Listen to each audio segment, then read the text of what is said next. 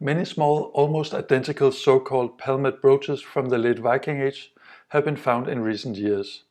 They are very similar in silhouette, size and overall design, but can differ in detail. The general design is typically composed of a bearded man's head with two animal heads protruding from it, forming an ornate headpiece, not unlike the headdresses with bird head terminals depicted in pre-Viking Age art connected to Odin figures and berserker warriors.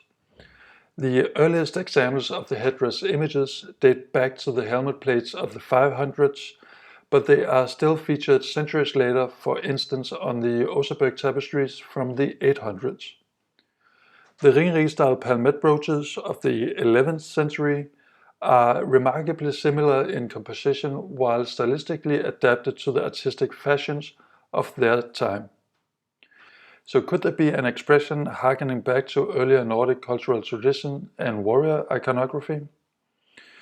Based on a selection of the brooch finds, I'll create a design with the most common elements composing palmette brooches, giving a good sense of what the designs typically would have looked like. A palmette brooch is typically comprised of the following elements. A bearded man's face seen in front at the bottom composes the foundation of the headdress composition. Two animal heads in profile with open mouths protrude from his head, turning towards each other with their noses meeting in the center at the top. They are connected to the man's head and each other through three union knots, one in the center above the man's head and one at each side of the composition at the base of the necks tied around their body contours. The three knots stand on strands protruding from the man's head like three hair braids.